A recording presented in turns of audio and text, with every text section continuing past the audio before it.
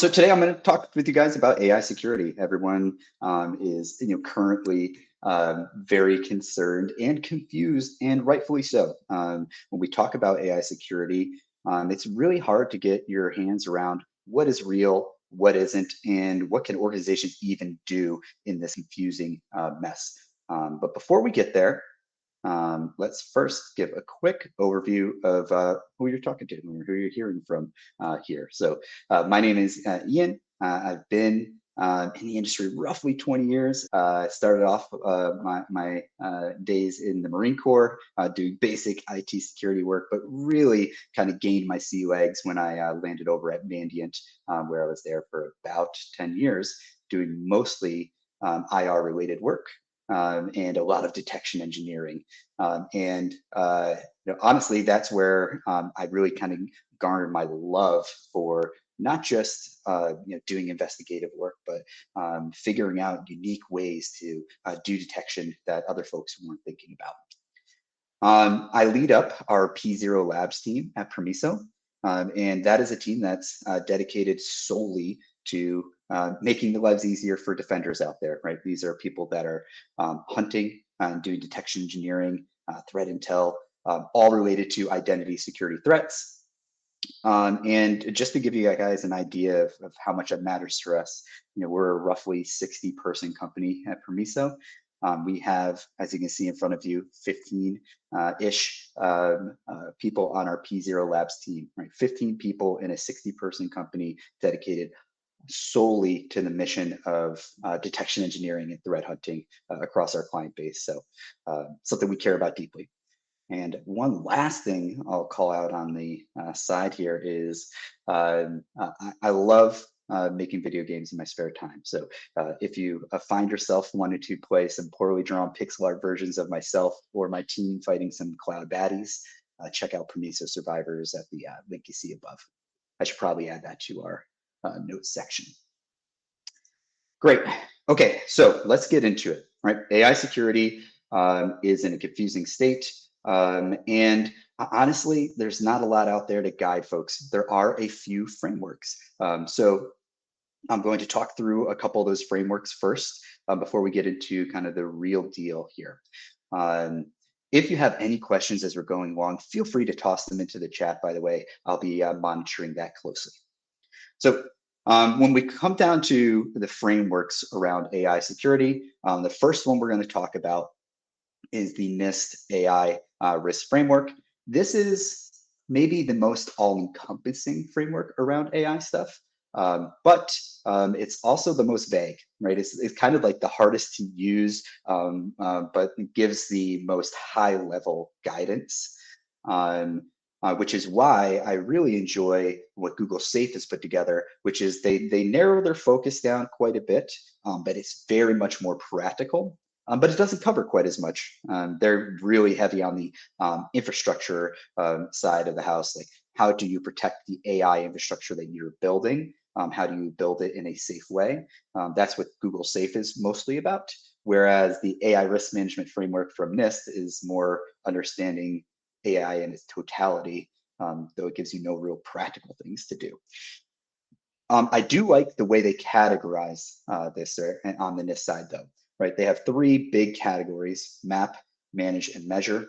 And what that really is it gets down to is kind of the same principles we take at Permiso, which is first, you got to understand what is your AI footprint, right? You got to discover your AI footprint, your AI related identities and usage.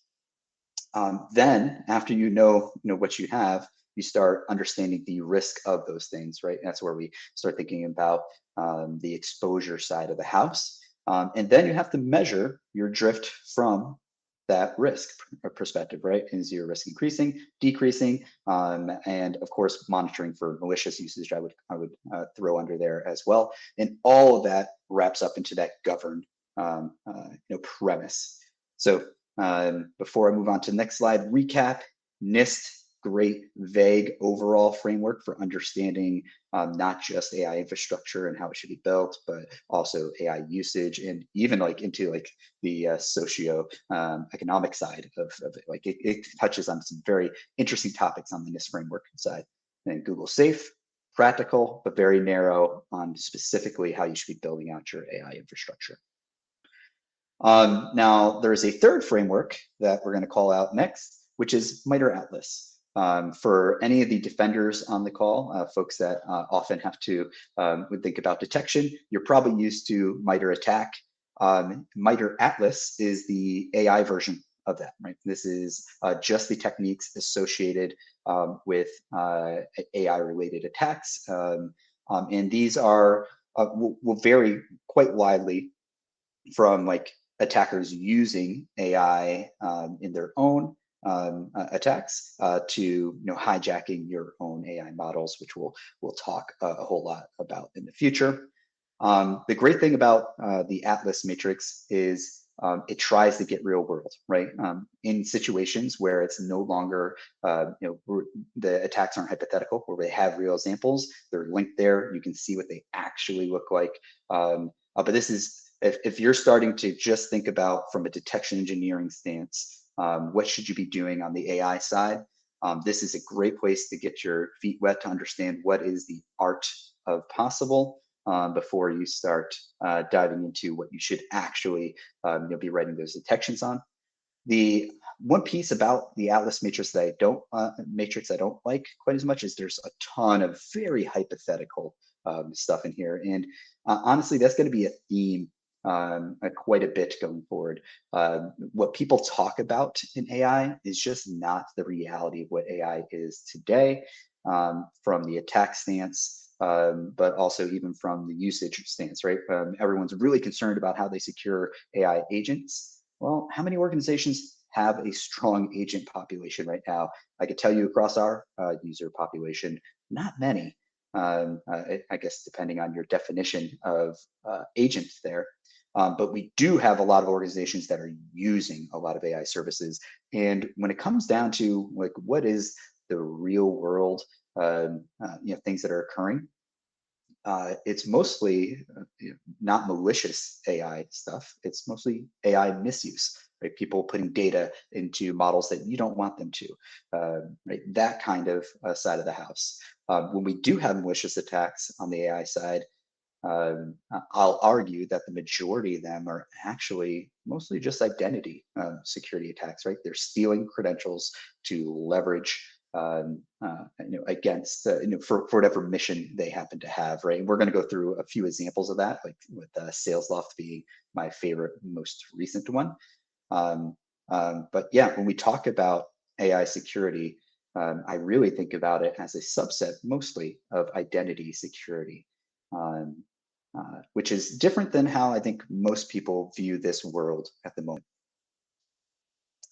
So let's actually talk about what is the current view of the world on AI security.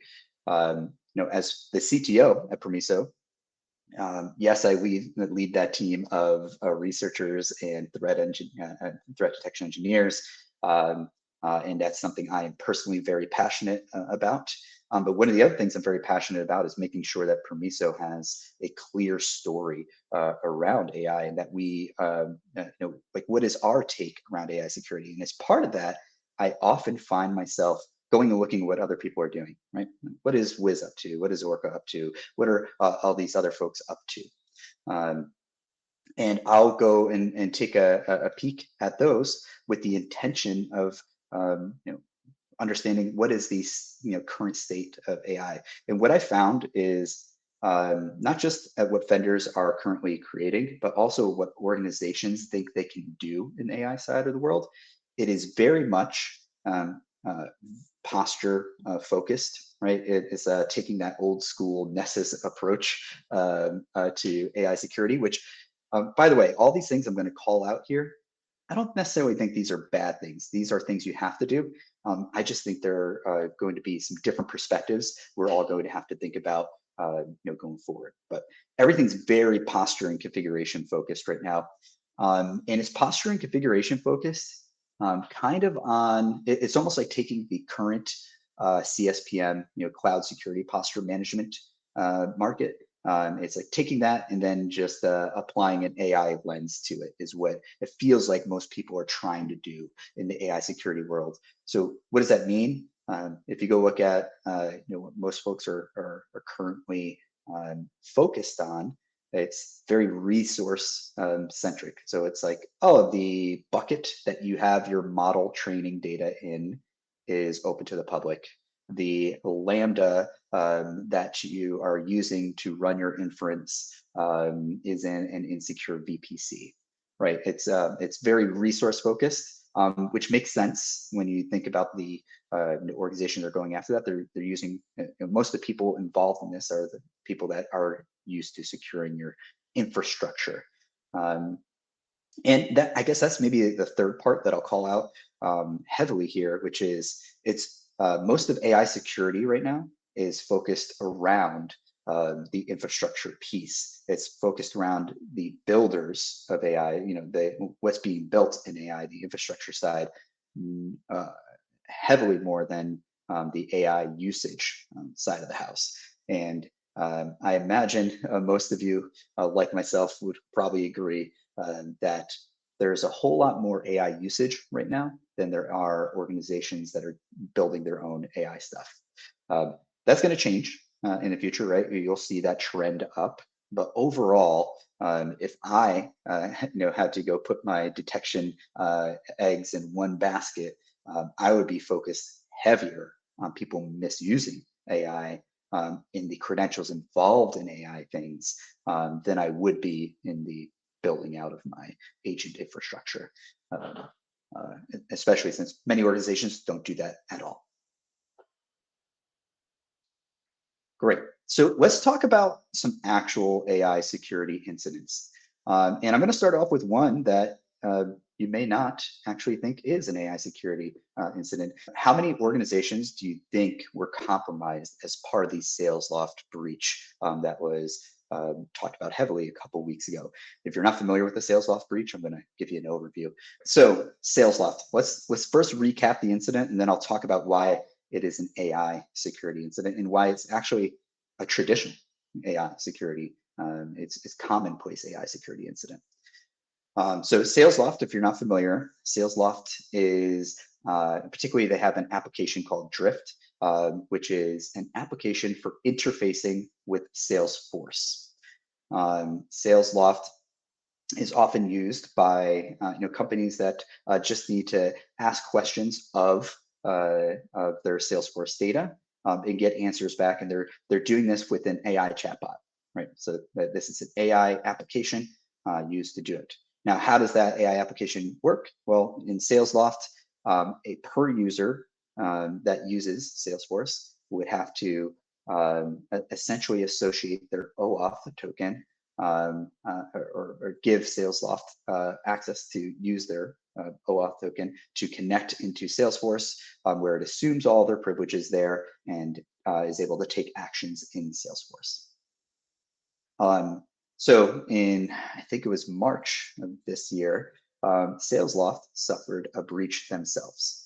Their GitHub was compromised. Within GitHub, the attacker was able to identify some credentials that they could reuse to connect into the AWS infrastructure for SalesLoft themselves. And within SalesLoft themselves, they then were able to, in SalesLoft AWS infrastructure, the attacker was able to steal all these OAuth tokens that people had associated from SalesLoft to, or authorized from SalesLoft to Salesforce. The attacker now has all those credentials. The attacker then using those SalesLoft OAuth tokens was connecting directly into Salesforce. And I'm calling out Salesforce here, but realize there were a few other applications that had similar integrations in SalesLoft the attacker was able to grab credentials for. So Google Workspace, Slack are in there as well. But the attacker was then able to use that OAuth token to connect into Salesforce and essentially harvest all of the case, account, user, and a few other type of object data. But the case data was the juiciest for them because what was the attacker after? Which is kind of funny to me in a situation here where you have an attacker who has full access to your Salesforce. What were they trying to do? Download your case data and scrape it for more credentials. In a situation where they have full access to everything in Salesforce, What do they want? They want to find more identities that they can use. That tells you how valuable identities are. Great. So on the Salesforce side, they're able to grab all that data. So they're able to grab all that case data. Then using tools like TruffleHog, the attacker was able to scrape that for more credentials with a particular interest in getting it to more Snowflake and AWS accounts. Over 700 organizations had their tokens stolen in this Salesloft breach. Over 700 organizations, Salesforce data was accessed by this one attacker. That data is still kind of being used in trying to do some extortion schemes. But this right here is what a traditional AI security incident actually looks like. And you probably didn't recognize it as one because it just looks like an identity security incident. And that's because, yeah, they're kind of very blended. They're one and the same here, right? So what are most AI security incidents? It is somebody stealing the credential that you have created for your AI application to use. In this case, OAuth tokens, sometimes long-lived access keys, right? They're using the overprivileged nature of that credential to take their own actions to further their mission. In this case, financial gain. In other cases, it all depends on what the attacker is really after. So that's one example. Let's talk about another in the wild example. This is one I reported on, geez, over a year ago now. So LLM jacking, this is another one that we actually see in the wild quite a bit. For a long time, commodity threat actors really loved you stealing your infrastructure to be able to do coin mining, or stealing your infrastructure to be able to do mass email sending, spam, mass text sending, right? That type of stuff. That's what commodity threat actors were doing. So as soon as a key was leaked onto the internet, like a long-lived access key to AWS, you would see immediately those things would occur with whatever key ended up having to be leaked.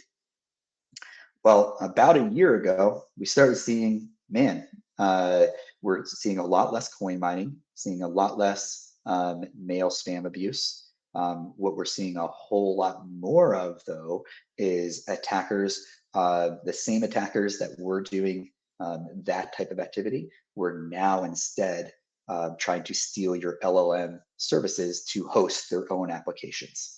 How does this work? Bad guy finds a credential. Again, a credential, it all starts with an identity. Finds a credential into your AWS environment, into your Azure environment, your GCP environment, your direct OpenAI credentials. They don't care which of these services you're using. I'm picking on AWS here because that's where we saw it most prevalent back in the day. We actually don't see it quite as much in AWS anymore. We see it directly against OpenAI more, quite a bit now. But the attacker steals it, finds a cred, doesn't even steal it, just finds it, right? They're floating around everywhere. I think even Wiz today put out an article about how many credentials are sitting in VS Code extensions, right? You can find credentials anywhere right now. There's just so many credentials out there to be taken. Attacker takes that credential, logs into your AWS infrastructure, or in this case, just runs a bunch of API calls because they're using a long-lived access key that doesn't require traditional login, right? They check and see, is the AWS Bedrock service running? Bedrock is the service that you use in AWS if you're trying to interact with models or even create agents. So the attacker sees if Bedrock's accessible. It is. They'll see what models are accessible. If the model that they want is not accessible, they'll even request access on your behalf to that model. And then they funnel all of their fraudulent prompts to you, whatever bot they're trying to run. whatever service they're trying to run. And if you hadn't read this original reporting a year ago, spoiler warning, it was all for sex bots. Essentially, it was all for not safe for work bots that were many organizations were footing the bill for these bots that the attacker was able to just essentially leverage your own infrastructure to host rather than putting on something where they could get caught or have to pay the money for. Right? So all about cost avoidance for them, and also it really lowers the risk of their AWS account getting banned or something to that effect. So that's what it was all about here. But another traditional AI security attack where it's all about using your credentials against you. And how do they get initial access for all these? I touched on this already, but in almost every AI related attack that we're seeing, it's all initial access through finding or buying or social engineering their way to credentials associated with that AI usage or AI user. So I think I mentioned it already. I could go find dozens of keys right now for OpenAI just sitting out there on GitHub without having to search all that too hard. I could go do a similar thing in Pastebin, where we see a lot of people accidentally exposing their access keys and tokens is in APKs as well. Like an organization will publish an Android app, not realize they baked a key into that Android app, and then an attacker with the ability to run strings on that APK now has access to those credentials. They can go buy them. These creds are cheap, and you can go buy them in all the marketplaces, Russian market, wherever you like to buy credentials. You can go buy them right now. And what kind of creds are they targeting? NHIs for one, right? So your machine identities. Why? Because they're meant for programmatic access. They often are just easier to use and less secure, and often not really paid attention to as much by an organization. But in addition to that, they like console access. They like a little local IAM usage too, and they can also buy credits into that. Great. All right. Let's. So one of the things I really want to stress on everybody today is hopefully the common theme that you're noticing is most AI security stuff that is actually happening today actually kind of falls into identity security. Now, obviously, Permiso is an identity security company, so I have a strong bias of seeing things that way. But I want to make my case for why, if you are an organization right now and you want to understand what's really happening AI side on your organization, this is your best path to do so. The way we think about it is kind of into three big categories, right? Like the NIST framework we were talking about before, where you have map, manage, and measure. Ours are very similar, right? The map in the NIST framework is pretty much our discover side. I want to know who my AI users, builders, and agents are, and I want to know what that footprint is. And again, like I think a lot of organizations are too focused on like they want to know what services are in there. Like show me all the ChatGPT usage or DeepSeek usage. Cool, that is something you should do. But look at it through the identity lens, right? Who are your users who are performing those actions? Who are your agents that are performing those actions? Is how I really like to think about it, right? Every action has to have a who. On the left side of that equation, right? You have the who, the action, and then the target of that action. And I think too many people focus on the target of the action, not so much on the who portion of it. All right. So discover is understand your footprint, right? That's what that's all about. This is where you'll find who's configured for AI access, but more importantly, who's actually doing things in there and what types of actions are they taking, right? It's not enough to know that Ian is a ChatGPT user. You probably want to know that Ian is a ChatGPT user that sometimes uploads sensitive documents to ChatGPT, right? That is more informative. That helps me understand risk a whole lot more than just knowing that I'm a ChatGPT user. Our second pillar is the protect pillar, right? Here is where we understand the risk associated with all that AI identity footprint that we just discovered, right? So this is where you can start thinking about your stale, your common identity problems are pervasive in the AI world too. You have stale, you have overprivileged identities that are interacting with your AI services and with external AI services, but probably more importantly, the external one. And like I mentioned before, right? Great that you know that I logged into ChatGPT. Well, I logged into ChatGPT. I didn't do that through federated access. I did it locally, which means I'm probably using my personal ChatGPT account. So that's some shadow AI usage. In addition to that, I uploaded a document that was sensitive to it, right? Like now we start breaking down more attributes from those actions. And that's the things you care about, right? Like from a risk perspective, it's not just about your configuration, your behavior, and your AI identities behavior really influence the risk of your organization and the drift of that risk.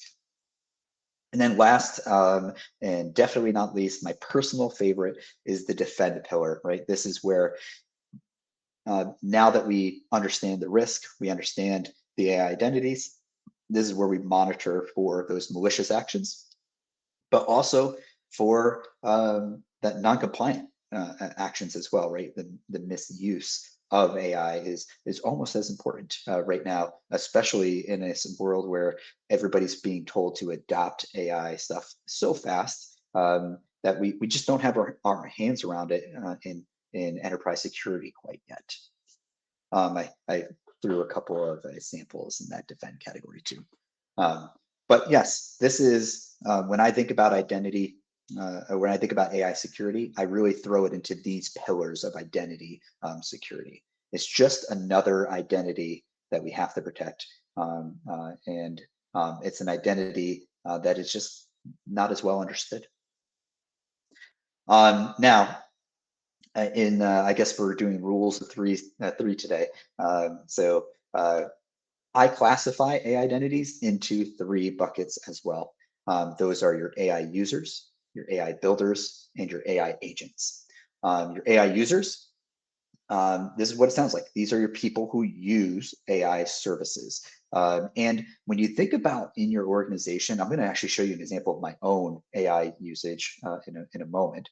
But when you start thinking about AI usage in an organization, I often, in fact, the first question I ever got related to identity security or AI security from an organization we help protect, they came to me and they said, Ian, can you help me understand who's using AI stuff in our org? And this is a very AWS heavy shop. So I'm like, oh, do you care about who's doing like invoke models in Bedrock? They're like, yeah. And then I said, well, hey, I also could tell you, who's using Cursor in your organization, who uses ChatGPT, who's uploaded a document to DeepSeek. I could tell you who has consented to an application that has AI in the name of it that maybe you should be aware of. And they're like, oh yeah, all of that. Like, wow, I didn't like, right. And I think that's what really kind of opened my mind up to, I guess, how blind most of us are right now to AI usage. Is like when we say, who are your AI users, what do we even mean? It should be anybody interacting with an AI service, AI application, whether you own it or whether it's in a different external service, right? Some SaaS application. I threw a bunch of examples in here. We'll talk about more in the future, right? But there's just so much AI usage, and even when I look at my own, it's incredible when I think about a year ago to today, how much AI usage there is out there now. All right, second category is AI builders, right? These are your people who create AI related things in your organization. And hey, this could be something as as sophisticated as building an agent in whatever cloud service you use, whether it's GCP, Azure, or AWS. But it could be something less complicated, right?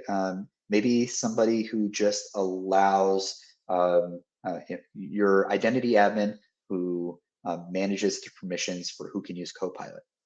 That's an AI builder to me, right? That's somebody who can manage access into AI services. I include that in our builders category, right? So anybody who is making any change action in your organization related to your AI usage, your AI users, or your AI infrastructure, I call them builders.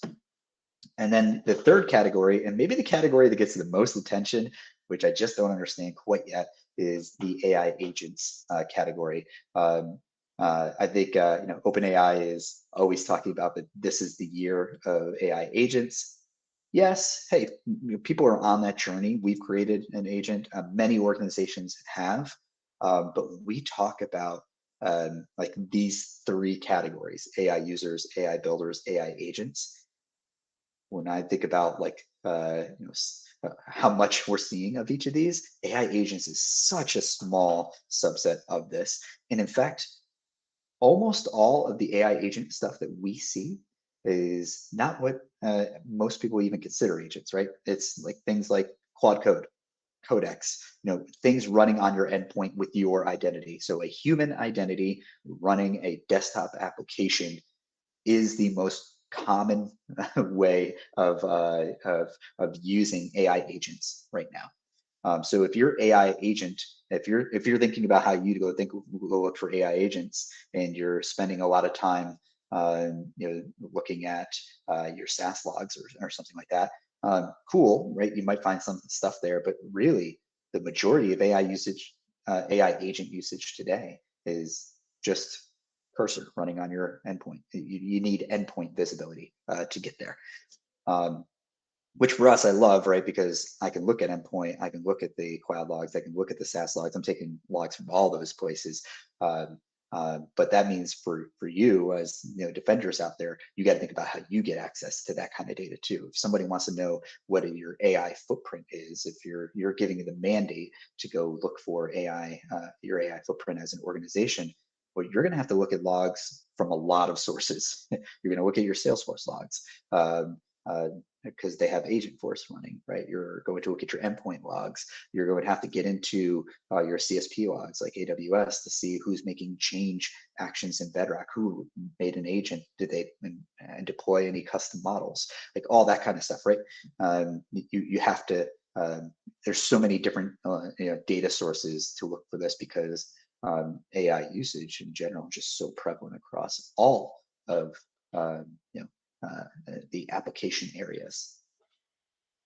So AI users, AI builders, AI agents, that's how I categorize my folks. And when I'm thinking about the risk, where is my risk, right? For my AI builders, I care about the traditional infrastructure side, right? Oh, are they making, did they put the weights for our custom model into a bucket that is not secured properly?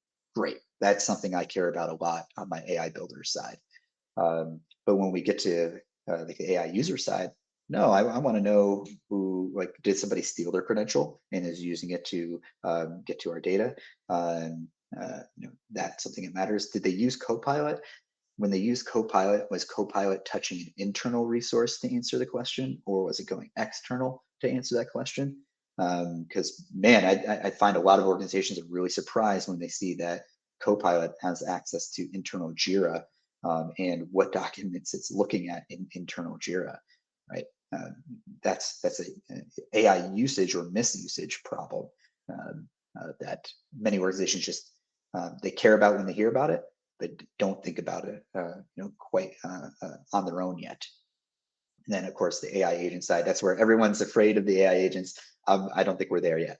Maybe next year we'll have a lot more to talk about on AI agents, being taken over or being used to, gain access to data. The only real AI agent stuff that I see real world events are when people are stealing the credentials associated with the AI agent and then using those credentials maliciously. Okay, so let's talk a little bit about my footprint, right? When I think, I guess maybe to go back one more real quick. When I look at all, like, how do I discover AI users, AI builders, AI agents? This is where I think people are still stuck in the configuration and posture side a little too much. Yes, you want to know everybody who has federated access to ChatGPT. That's one way to go about knowing, which users are associated with ChatGPT. The other way to go about that is, who do I see actually using it, right? I can see that federated access, and when somebody clicks on the application, there's an event that occurs. When somebody, like we've used a few times as an example, when I upload a document to ChatGPT, well, if you have Defender, Microsoft Defender with DLP turned on, there's an event when that occurs, that a document was uploaded to a cloud resource. Great, let's look when that event occurs, right?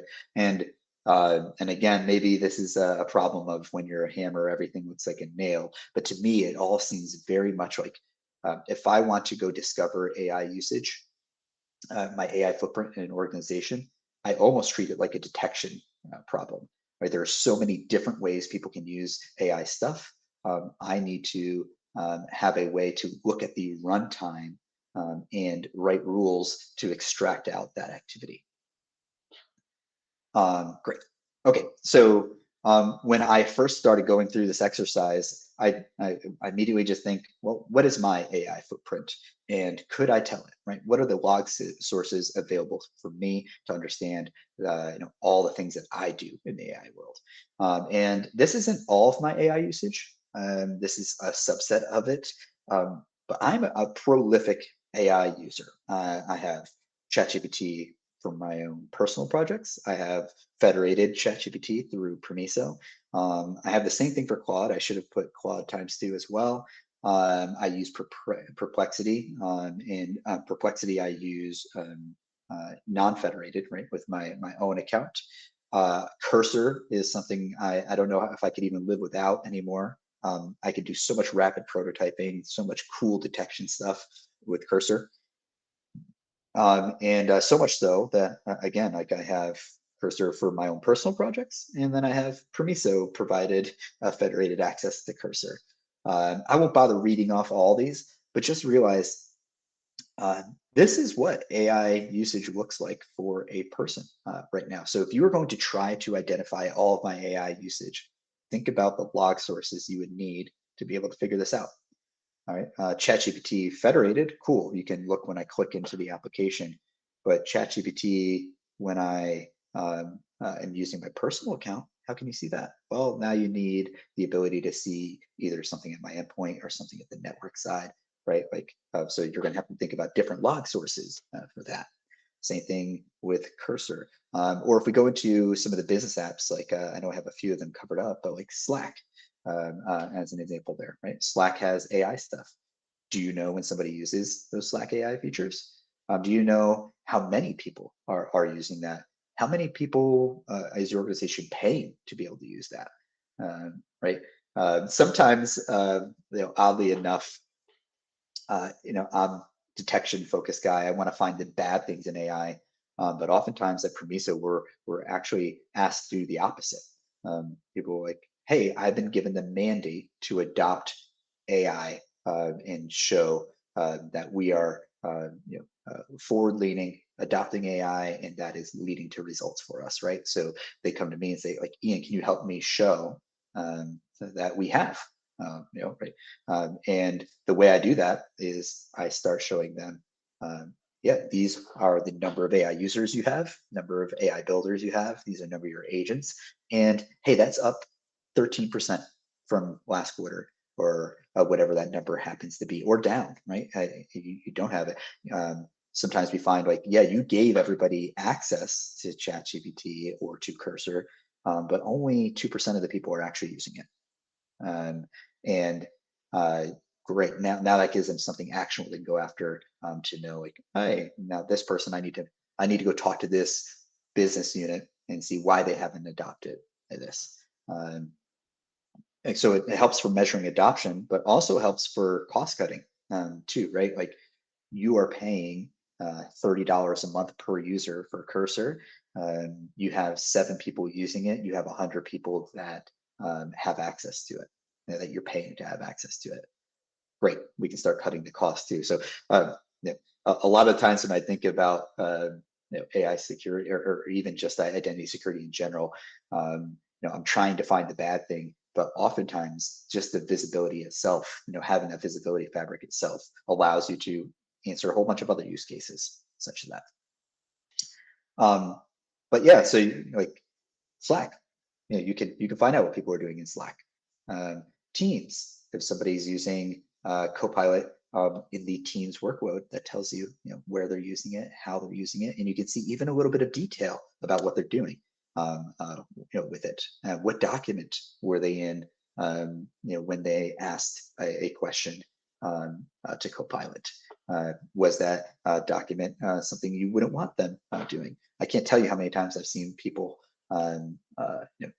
asking questions of internal documentation that ends up having credentials in it. Do you care? Depending on your risk profile, maybe not. But there's a whole lot of data that people just don't realize they're giving access to AI resources to. And when we look at my AI profile, one thing becomes pretty clear. I'm definitely an AI user, a prolific AI user. I also build AI stuff, right? So I've built some Copilot agents. I built some agents in Bedrock.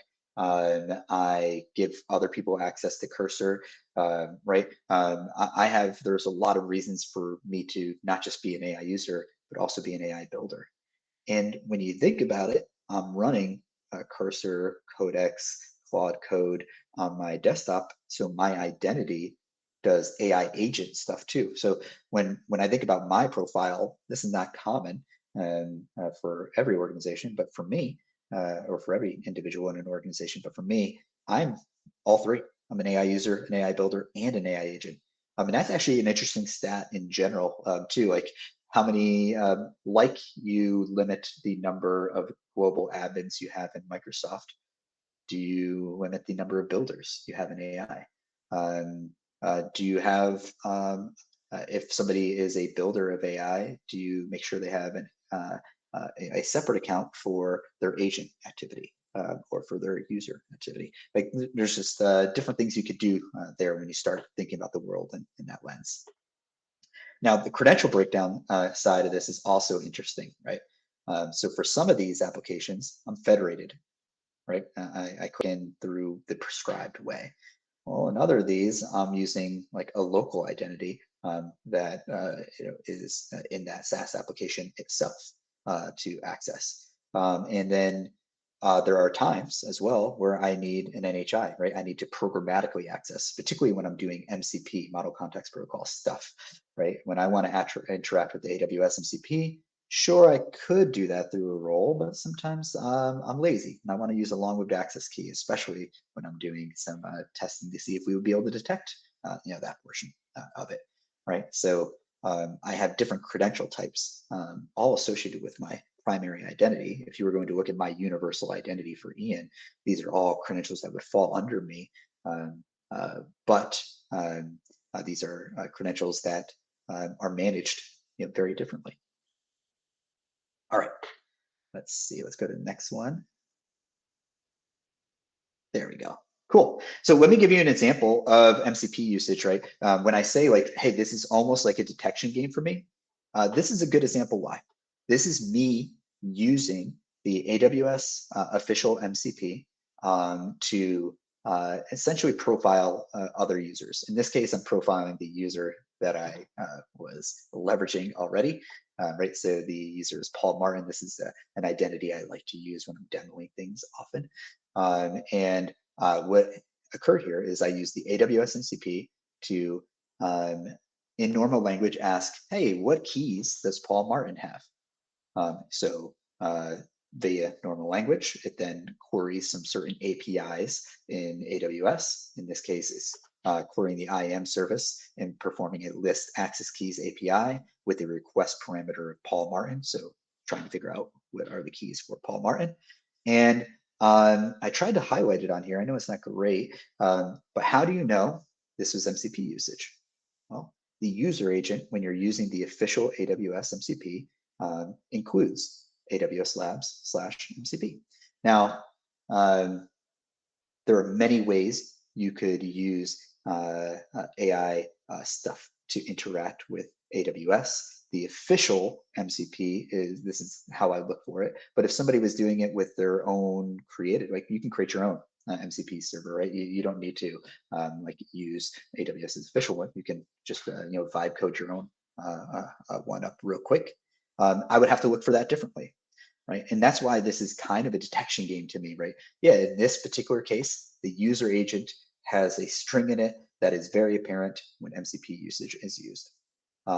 When I want to know somebody did Copilot, great, there's a Copilot interaction event that occurs, right? And various other, in fact, I don't remember if I actually put a slide in for it. Yeah, cool. I have a slide next for it. But like all these things, it's basically I'm looking for runtime markers of AI usage. And sometimes they're going to be really simple atomic things like a user agent or an event name. And other times it's going to be a more involved signal to identify that AI usage. And that's why it's very much like a detection game. And the way we treat it over here at Permiso is we just have a bunch of essentially little detections that then become attributes on the identities. We call them badges, right? So if somebody uses Slack to perform an AI action, they earn the badge of runtime derived RT .ai.user.slack. If you see an ST in any of the badges, I don't think I have an example of an ST up here, but that's statically derived, right? Configuration. And when I look across organizations, when I'm looking for AI footprint, I find less than 20% is derived from configuration. Most of the AI usage I find is derived from looking at runtime data, right? You need runtime data to be effectively able to do any of this. So these badges are how we kind of we write these detections that apply badges to identities that describe what those identities do, right? These become like attributes of that identity. And some identities will do a lot of stuff, right? So I think here, if you look at mine, right, for Ian All here, my AI user badges, I use Copilot. I also use ChatGPT. And I use particular applications within Copilot. Really cool stuff. Great. That brings us to the end. That is essentially what I wanted to talk about. So to recap, know who your AI users are, know who your AI builders are, know who your AI agents are. You're going to be able to do this better with an identity lens than you are with a resource-centric lens. And man, runtime is where you're going to discover most of this. So don't get stuck looking at just configuration data. All right, thanks so much for your time, everybody.